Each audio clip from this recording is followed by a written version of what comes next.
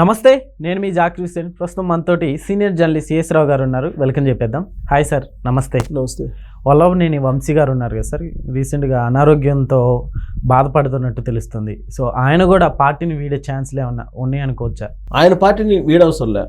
ఆయన వల్ల లాభం లేదు అనుకుంటే జగన్మోహన్ రెడ్డి గారే ఆయన బయటికి పంపిస్తారు, పక్కకు పంపించేస్తారు. ఓకే, ఎంతవరకు ఎవరిని ఉపయోగించుకోవాలో అంతవరకు ఉపయోగించుకొని ఆ తర్వాత గింటేసే దాంట్లో ఒక క్లారిటీ ఉన్నటువంటి లీడరు జగన్మోహన్ రెడ్డి గారు.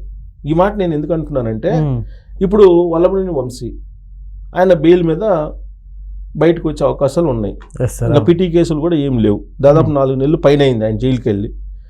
ఆయన ఆల్రెడీ ఒక కేసులో బెయిల్ పొందారు. బెయిల్ మీద కూడా వచ్చే అవకాశం ఉంది. ఈలోపు ఆరోగ్యం సరిగ్గా లేదని చెప్పేసి వాళ్ళు హాస్పిటల్లో చికిత్స తీసుకొచ్చారు. హాస్పిటల్లో చికిత్స చేయిస్తున్నారు. ఈ నేపథ్యంలో సోషల్ మీడియాలో వస్తున్న న్యూస్ ఏంటంటే, నేను పార్టీ బాధ్యతల నుంచి తప్పుకుంటున్నాను, నేను పార్టీలో డైరెక్ట్గా నేను ఇంకా పనిచేయలేను అనేటువంటి ఒక లెటర్ రాశారనేది ఒక ప్రచారం మొదలైంది. ఓకే, సరే, అది ఇంకా ధృవీకరించలేదు. కానీ దీనికంటే ముందు ఆయన జైల్లో ఉన్నప్పుడే ఆయన ఈ మధ్యకాలంలో కోర్టులోకి తీసుకొచ్చారు పోలీసులు. తీసుకొచ్చినప్పుడు ఆయన ఏ విధంగా ఉన్నాడో మనం చూసాం. అవును, అది చూసిన తర్వాత జగన్మోహన్ రెడ్డి గారే ఇంకా ఇతను ఈ పార్టీకి పనికిరాడు అనేటువంటి భావనకు వచ్చారు అనేది ఆ పార్టీలో ఉండేటువంటి వాళ్ళు అప్పట్లోనే చర్చించుకుంటున్నారు. కారణం ఏంటంటే, అసలు వంశీని ఎందుకు అరెస్ట్ చేశారు అని అంటే, జగన్మోహన్ రెడ్డి గారు చెప్పే సమాధానం ఏంటి? ఆయన అందంగా ఉన్నాడు కాబట్టి అరెస్ట్ చేశారని చెప్పారు. అవును. సో ఆయన అందం కాస్త పోయింది. మొన్న కోర్టులోకి తీసుకొచ్చేటప్పుడు ఆయన ఎంత అందంగా ఉన్నాడు, అంతకుముందు జైల్లోకి పోయేటప్పుడు అంత అందవిహీనంగా మారాడు ఇప్పుడు. అవును అవును. బహుశా ఇతను పార్టీకి అవసరం లేదని చెప్పి అనుకొని ఉండొచ్చు. అందుకని చెప్పి ఒక ప్రపోజల్ పెట్టారు అని చెప్పి తెలుస్తుంది. ఏంటి ఆ ప్రపోజల్ అంటే, వంశీ సతీమణి పంకజశ్రీ గారికి ఆ గన్నవరం ఇన్ఛార్జి బాధ్యతలు అప్పచెప్పాలి అనేటువంటి నిర్ణయం జగన్మోహన్ రెడ్డి గారే తీసుకున్నారు అనేది పార్టీలో అంతర్గతంగా గత కొన్ని రోజులుగా వస్తూ ఉంది చర్చ. అది ఇప్పుడు సడన్గా ఆ నిర్ణయం తీసుకోవడానికి ముందే, అఫీషియల్గా అనౌన్స్ చేయడానికి ముందే నేను పార్టీ నుంచి తప్పుకుంటున్నాను అంటే, పార్టీ నుంచి తప్పుకోవడం అంటే ఇన్ఛార్జ్ బాధ్యతల నుంచి తప్పుకుంటున్నాను, ఇప్పుడున్నటువంటి పరిస్థితుల్లో నేను ప్రజల్లోకి వెళ్ళలేను, ప్లస్ ఆరోగ్యం కూడా సరిగ్గా లేదు కాబట్టి నేను ఇన్ఛార్జ్ బాధ్యతల నుంచి తప్పుకుంటున్నానని చెప్పేసి ఒక లెటర్ రాస్తే, అయితే సార్ ఇప్పుడు ఆ ప్లేస్లో పంకజశ్రీ ఆవిడ సతీమణి నియమించాలి అనేటువంటి ఆలోచన చేస్తున్నట్టు ఇప్పుడు వినిపిస్తుంది.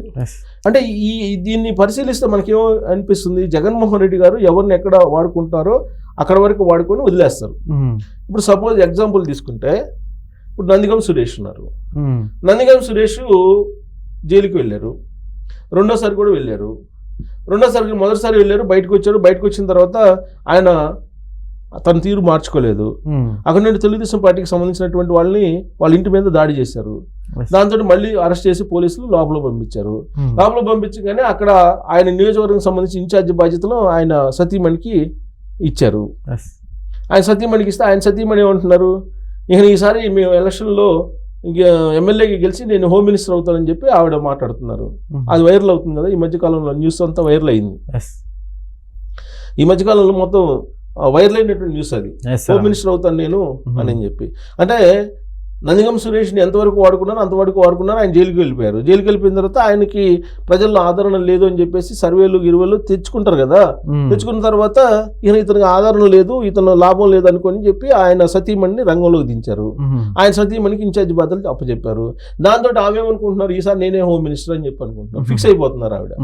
అంటే వీళ్ళు ఎవరైతే జైల్లోకి వెళ్ళి ప్రజాదరణ కోల్పోతారో వాళ్ళని పక్కన పెట్టేసి వాళ్ళ స్థానంలో వాళ్ళ సతీమణులని తెర మీదకి తీసుకొస్తుంది వైఎస్ఆర్ కాంగ్రెస్ పార్టీ. అంటే దీన్ని బట్టి జగన్మోహన్ రెడ్డి గారు మెంటాలిటీ, జగన్మోహన్ రెడ్డి గారు ఏ విధంగా ఆలోచిస్తారు అనేది క్లియర్గా అర్థమవుతుంది. ఈ మధ్యకాలంలో జరిగినటువంటి మార్పులు మనం గమనిస్తే అనేక మార్పులు ఇంటర్నల్గా పార్టీలో జరిగాయి. ఇంటర్నల్గా జరిగినటువంటి మార్పులు మనం గమనిస్తే కనుక ఖచ్చితంగా ఒక క్లారిటీతో ఉన్నారు జగన్మోహన్ రెడ్డి గారు అనేది అర్థమవుతుంది.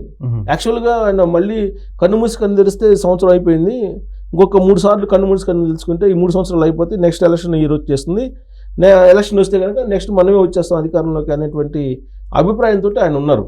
సార్, అయితే ఇప్పుడు వల్లభనేని వంశీ గారి ఆరోగ్యం క్షీణించడం కూడా అసలు ఎంతవరకు నిజం అనే సందేహాలు కూడా వస్తున్నాయి సార్ ప్రతి ఒక్కరిలో.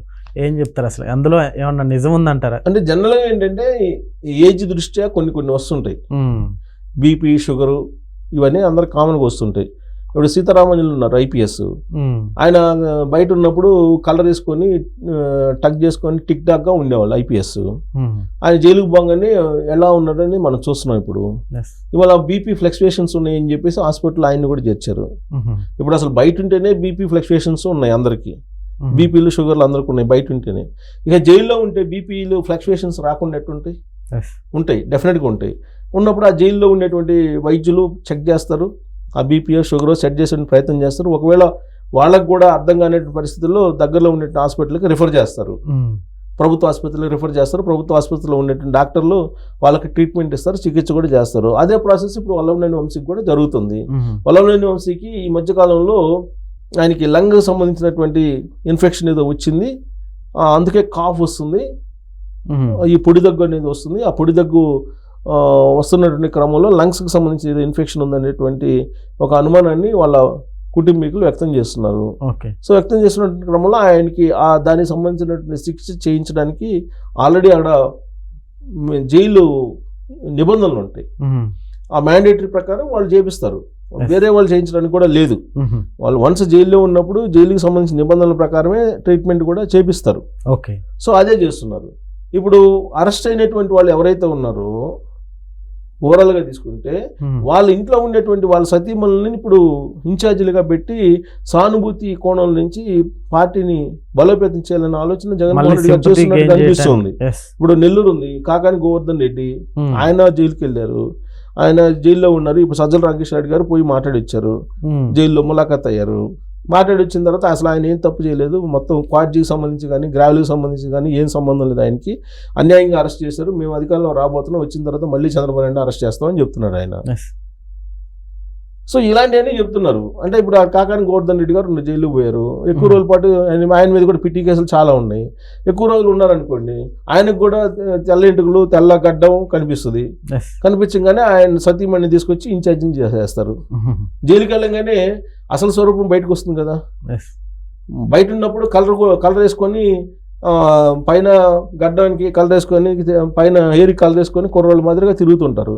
వన్స్ జైలుకి వెళ్ళిన తర్వాత ఏముంది, కలర్ ఉండదు కదా, అసలు స్వరూపం బయటకు వస్తుంది కదా. అప్పుడు అందవిహీనం అయిపోతారు చూడటానికి.